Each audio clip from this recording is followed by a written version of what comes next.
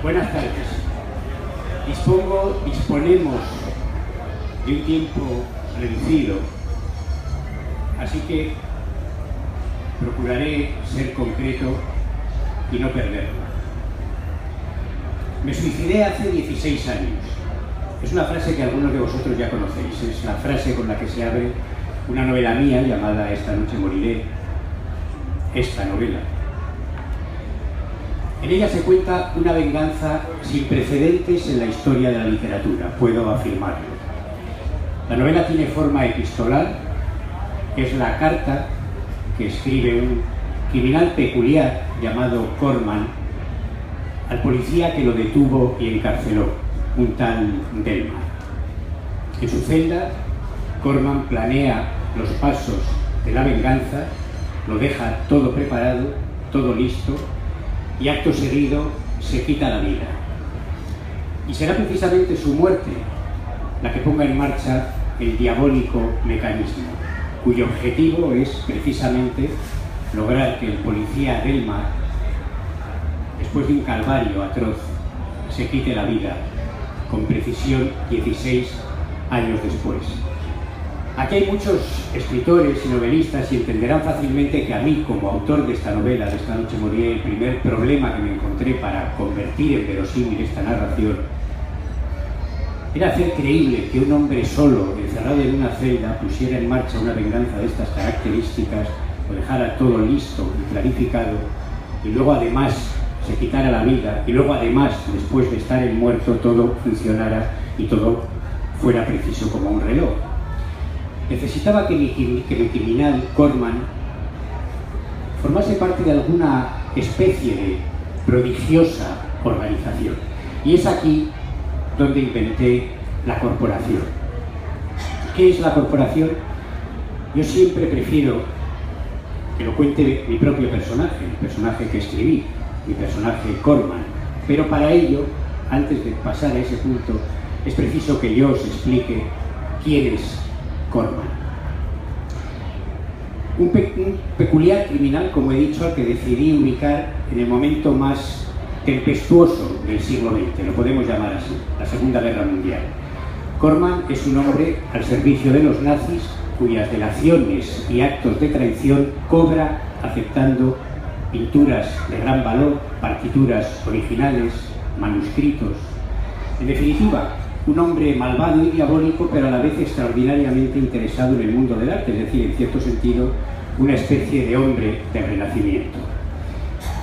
1945 termina la Segunda Guerra Mundial y Corman huye llevando consigo una gran fortuna.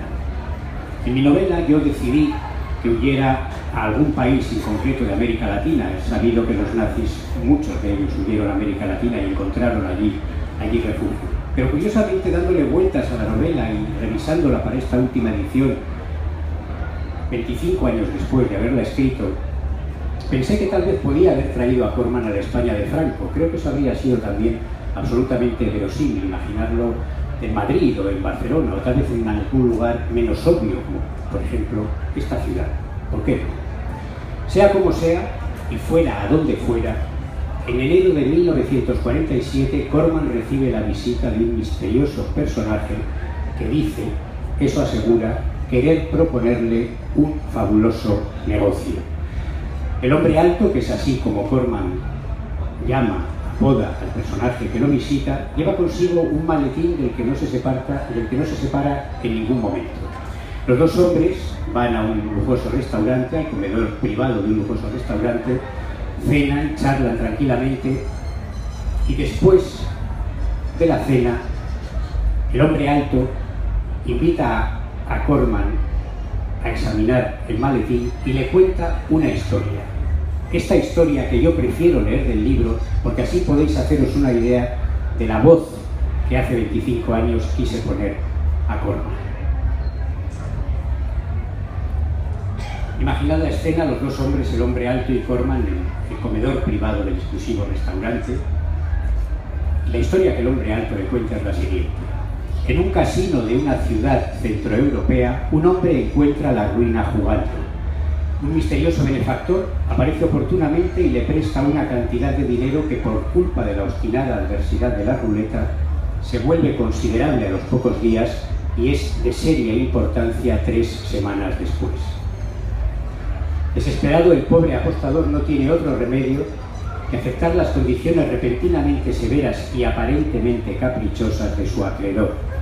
Liquidará la deuda escribiendo un libro, escribir es su profesión, que habrá de cumplir 2 insólitos requisitos: ser secreto, solo los 2 hombres sabrán de su existencia, y contener la autobiografía de su propio autor. El sorprendido jugador no hace preguntas, firma una serie de pagarés y un contrato que quedan anulados cuando algunos años después se entrega el libro.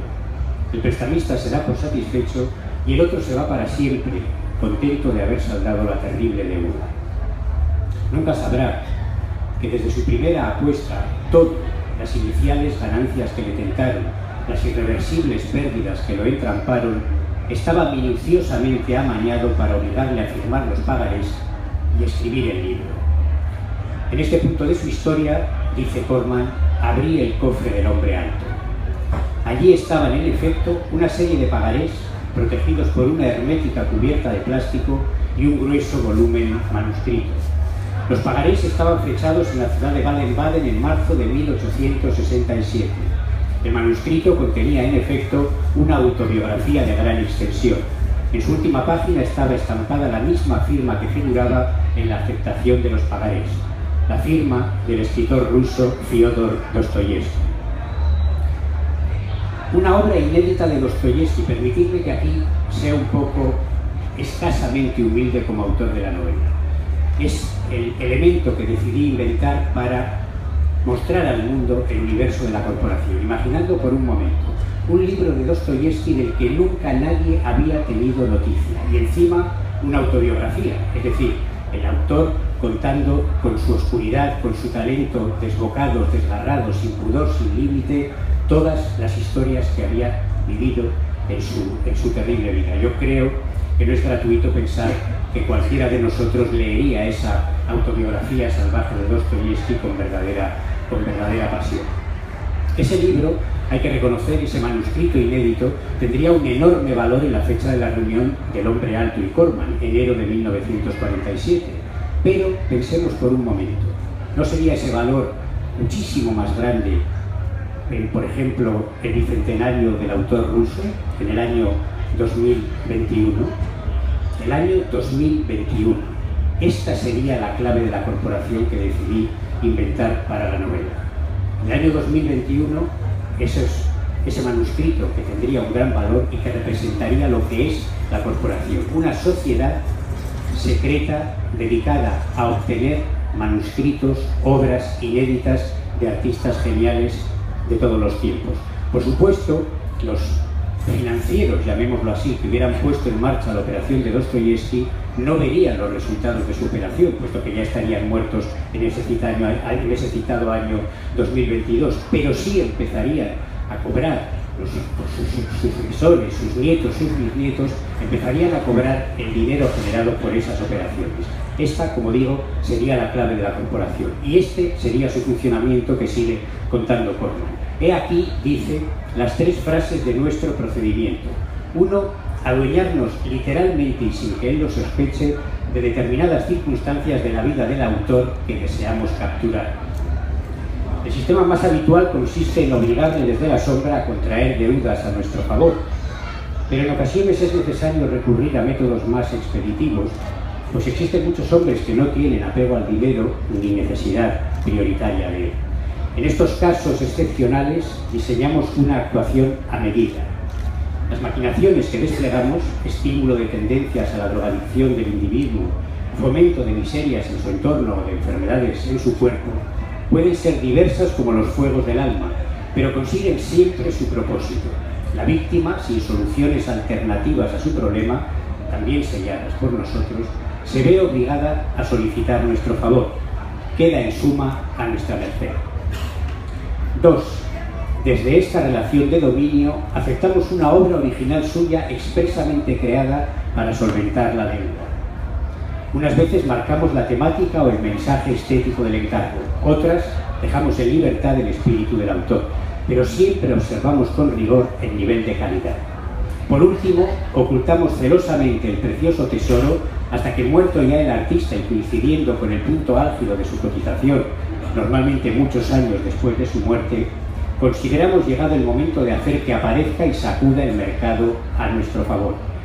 Tales recuperaciones, melodramáticamente disfrazadas de asombrosos hallazgos en desvanes rurales o polvorientas estanterías, despiertan las inmediatas dudas de los peritos que, no obstante, tienen que rendirse ante el resultado siempre positivo de sus pruebas. No podría ser de otra manera. El Van Gogh que apareció a mediados del año 1946 es auténtico.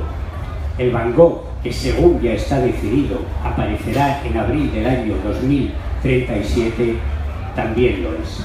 Quiero subrayar que en los 3 pasos de este procedimiento nuestro cabe la posibilidad de que sea necesario recurrir al dolor, a la muerte, al crimen.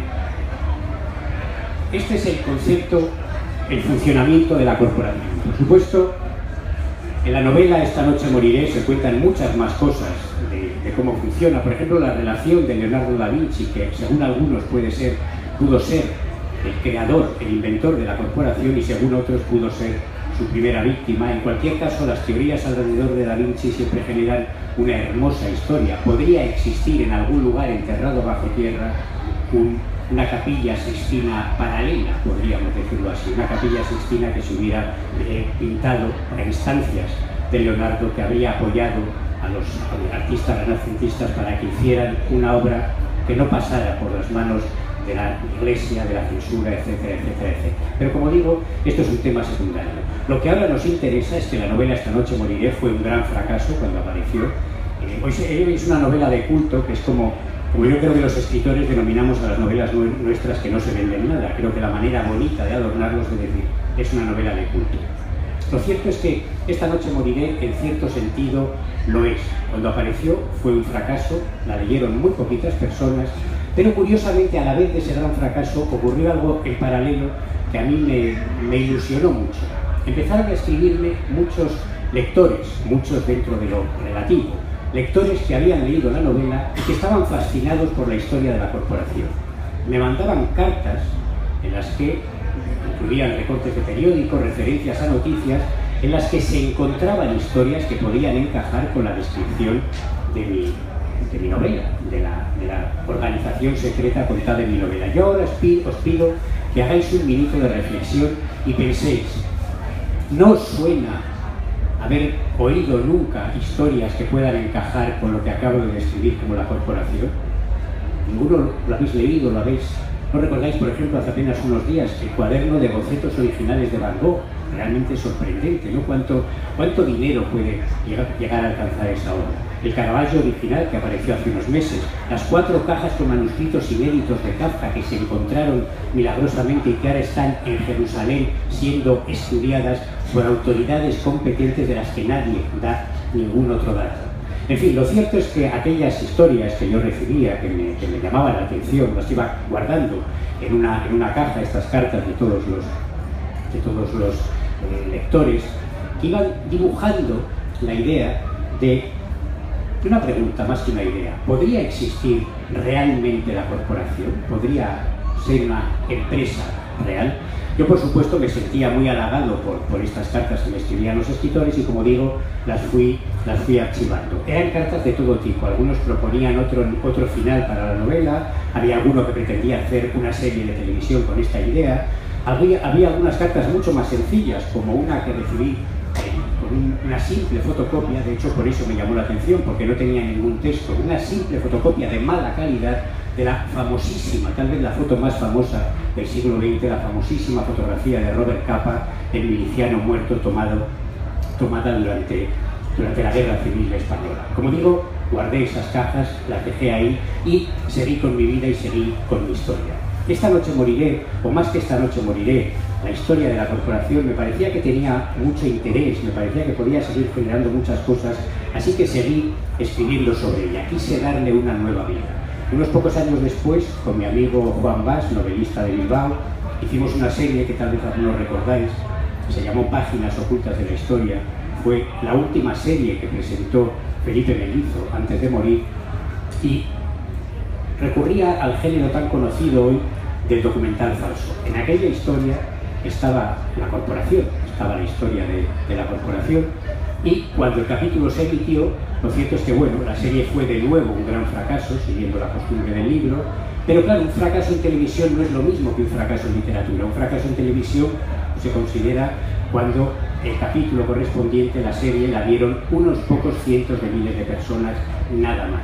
De estos pocos cientos de miles de personas hubo unos cuantos miles que se interesaron por la historia de la corporación y se interesaron por la novela, de manera que buscaron el libro y no lo encontraron por ninguna parte.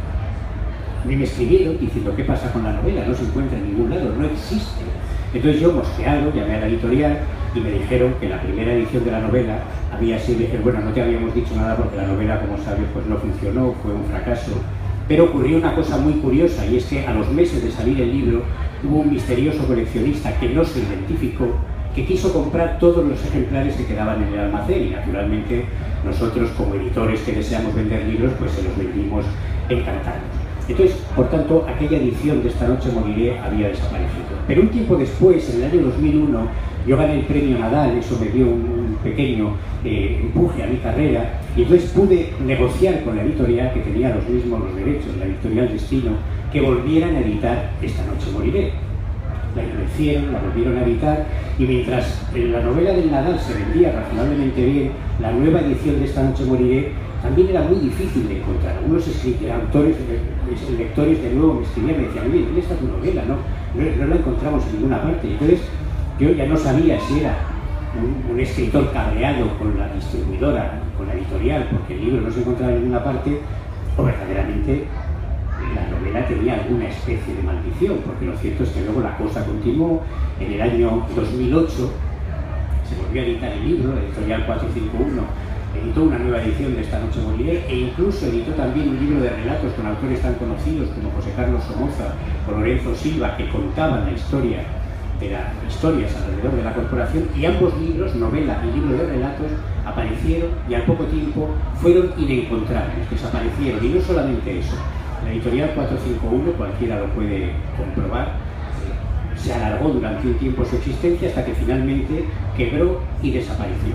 Yo os invitaría, para no contar más historias, a que en un momento determinado, si no creéis que esto es así, consultéis en vuestro móvil, marquéis Esta noche moriré, le deis a Enter, miréis las imágenes y veréis las diferentes portadas que a lo largo del tiempo han tenido las diferentes ediciones, todas malditas, de este libro y de esta novela que no ha llegado, que siempre aparecía y luego desaparecía. Miradlo después y comprobaréis que es así.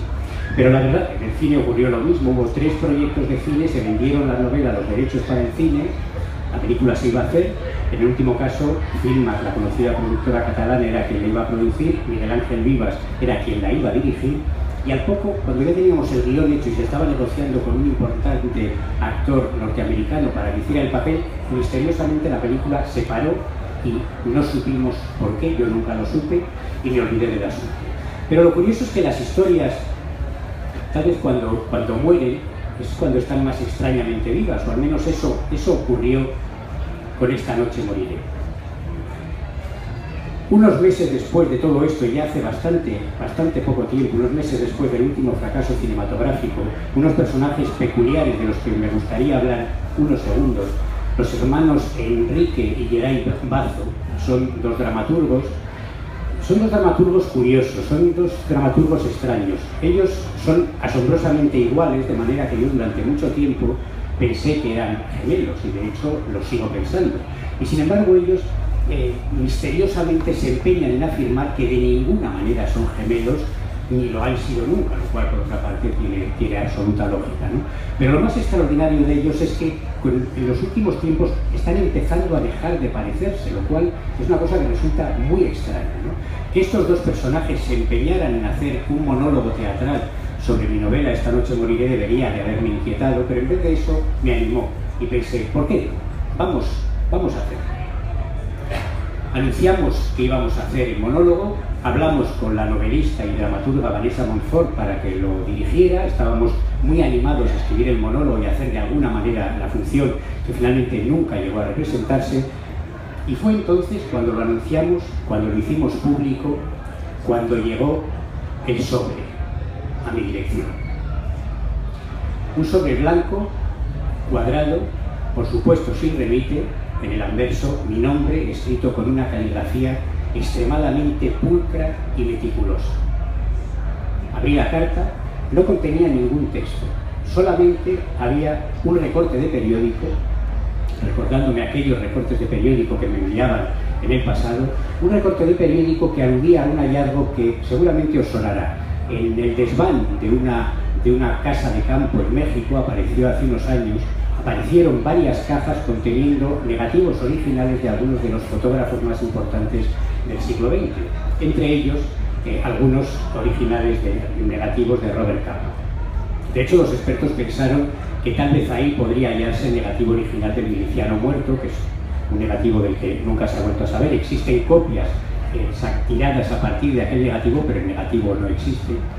De manera que enseguida los expertos pensaron eso. Por supuesto, el negativo no estaba allí, pero eso de nuevo vendría a ser lo de menos. También vendría a ser lo de menos el valor que habría alcanzado ese negativo. Da igual. La cosa es el sobre que contenía esta noticia, que por supuesto me hizo pensar en la noticia que recordaréis, que me he referido a ella hace unos minutos, aquella vieja fotocopia con la foto del miliciano muerto.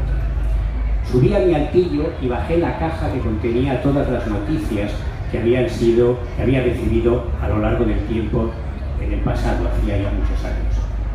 Y entre ellas estaba naturalmente la carta que contenía aquella mala fotocopia del miliciano muerto. Comparé los dos sobres blancos, cuadrados, por supuesto sin remite, con mi nombre y dirección escritos con caligrafía extremadamente pulcra y meticulosa en el anverso, los dos sobres idénticos, sugiriendo, evidentemente, que habían sido escritos y enviados por la misma persona con una diferencia de 20 años. Así que lo primero que pensé es, ¿la misma persona ha escrito esto? ¿Por qué? Y entonces fue cuando volvió a mi cabeza la pregunta que durante tanto tiempo los lectores me habían ido formulando y que yo me tomaba en broma. ¿Será posible que la corporación exista de verdad? ¿Será posible que la corporación exista y me esté vigilando? O más exactamente, ¿será posible que yo, cuando diseñé para mi novela, inventé para mi novela una sociedad criminal secreta de ficción, estuviera describiendo, sin imaginarlo, por puro azar, por pura casualidad, una sociedad criminal secreta real, que existe realmente? Así que empecé a pensar como autor de novela negra, empecé a darle vueltas a todo ese puzzle extraño, y empecé a pensar, ¿será posible que la corporación me esté vigilando? Admitamos por un momento que la corporación existe, que la corporación ha oído hablar de una novela llamada Esta noche moriré y de un pequeño novelista español llamado Fernando Marías que está describiendo con exactitud los crímenes y su forma de cometer crímenes y su forma de hacer negocio. Sería absolutamente lógico que la corporación, en caso de existir, me estuviera vigilando, hubiera puesto a una persona para vigilarme. ¿Con qué objeto? ¿Matarme caso de que yo contara demasiado? Creo que soy un pez demasiado pequeño para una organización como la que he descrito, pero tal vez sí, simplemente vigilarme, observarme, controlar que no contara demasiadas cosas, que no me pasara de la raya. De manera que, si eso es así, pensé, ¿será posible que ahora mismo una persona que sabe que yo dije que iba a hacer un monólogo, que iba a hablar de este libro, me esté vigilando en este instante? Y entonces empecé a creerme la historia de esa persona que me vigila. Pensé, ¿por qué no me ha hecho nada? ¿Por qué nunca me ha agredido? ¿Por qué nunca me ha amenazado siquiera? ¿Por qué nunca ha ocurrido nada grave? Y pensé, es posible que yo le caiga bien, es posible que incluso haya leído mis novelas y le gusten, podría ser, ¿no? La persona a la que yo ya bauticé en un momento determinado el hombre de la caligrafía meticulosa, puesto que eran así de las letras con las que escribía. Y curiosamente también cuando puse ese nombre y cuando me hice ese planteamiento, me pregunté por qué el hombre de la caligrafía meticulosa y no la mujer de la caligrafía meticulosa. Es curioso cómo los escritores a veces cuando pensamos en un villano secreto oscuro pensamos que es un hombre, ¿por qué no una mujer? Incluso pensando en esta historia se me ocurrió una historia que es posible que algún día convierta en novela, porque Fantaseo con la idea de una asesina que recibió el encargo hace 20 años de vigilar a Fernando Marías. Y ella, observándome en secreto, empezó a observarme, se interesó por mis libros, se interesó por mi forma de moverme por el mundo, y tal vez tras 20 años de estar vigilándome, haya incluso llegado a desarrollar una especie de cariño, casi podría decir incluso un amor no pasional, ¿no? Esa especie de pasión otoñal, digámoslo así, de estar tanto tiempo vigilándome, y tal vez de alguna manera eso es una secreta relación, ¿no? Una historia de amor verdaderamente extraña y peculiar de esta mujer que habría recibido el encargo de vigilarme y tal vez asesinarme, pero no lo hace. Sin embargo, yo creo que no, creo que al final debo fijarme, pienso que es un hombre, el hombre de la caligrafía meticulosa y no una mujer, y lo pienso, y creo que tengo una razón para explicarlo, lo pienso porque pienso en mi personaje, pienso en Corman, pienso que en realidad es mi personaje quien me vigila, pienso que el personaje que yo creé hace 25 años de alguna manera está ahí observándome, vigilando, y pienso que tiene algo de fascinante la idea de un novelista que escribe una novela, que cuenta una historia, que inventa un personaje, y que ese personaje poco a poco cobra extraña vida, como aquí se está de alguna manera demostrando, y me vigila, y está vigilando.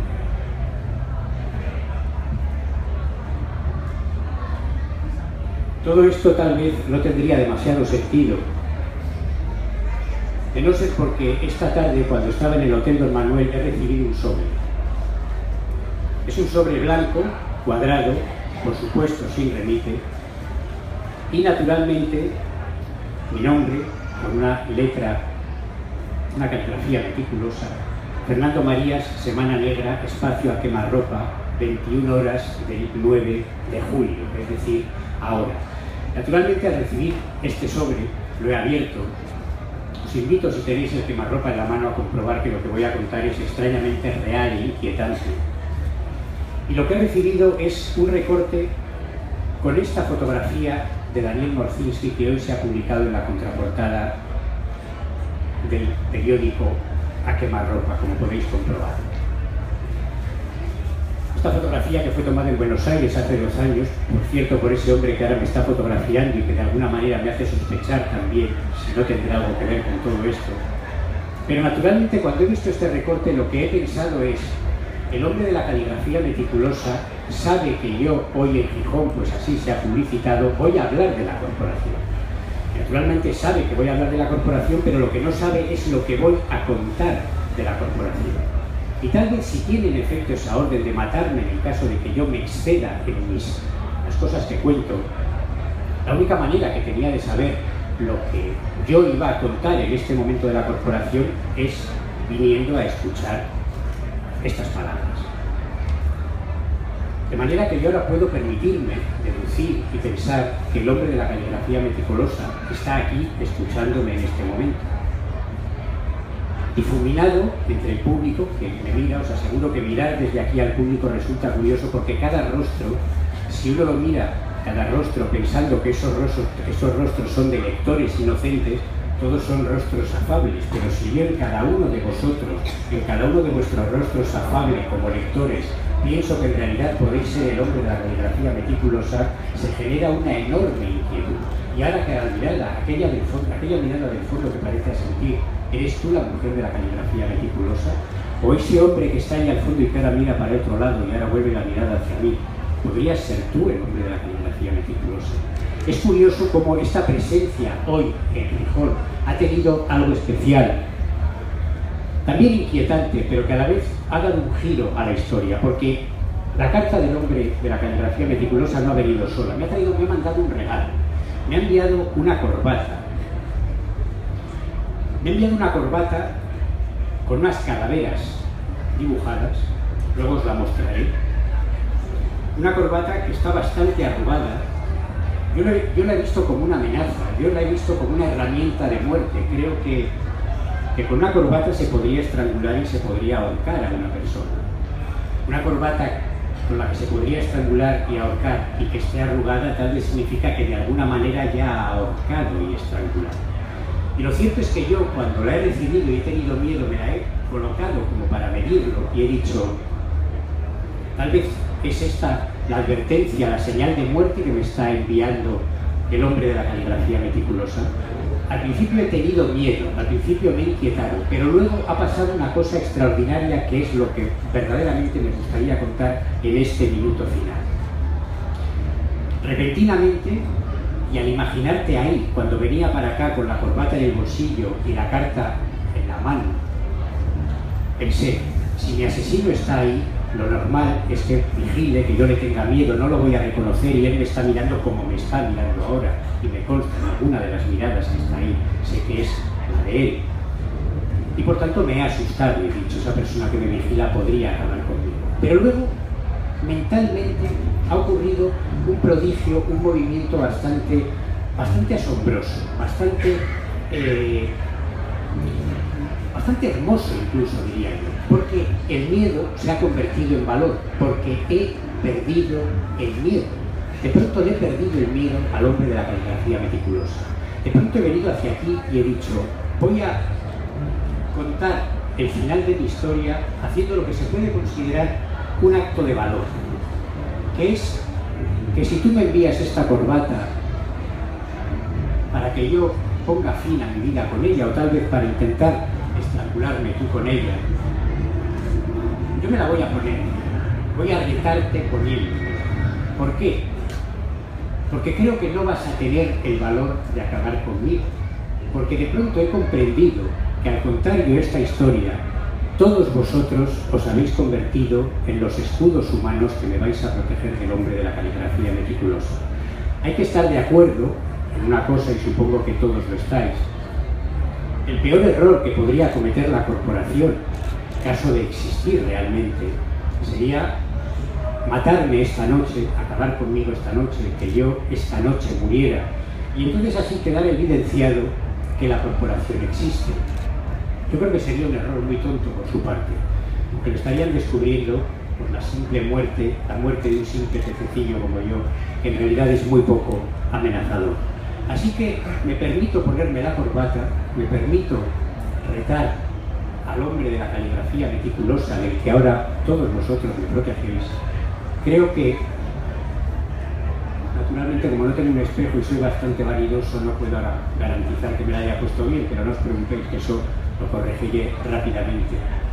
Creo que el único inconveniente que tiene esta salvación, que seáis mis escudos humanos, es que ahora vosotros estáis en peligro, ahora conocéis la historia de la corporación y podría ocurrir que estuvierais en riesgo de muerte. Así que tened mucho cuidado con la corporación, tened mucho cuidado cada vez que aparece en la prensa una noticia sobre un manuscrito, un cuadro, una partitura milagrosamente aparecidas, porque podrían ser la señal de que la corporación está cerca de vosotros.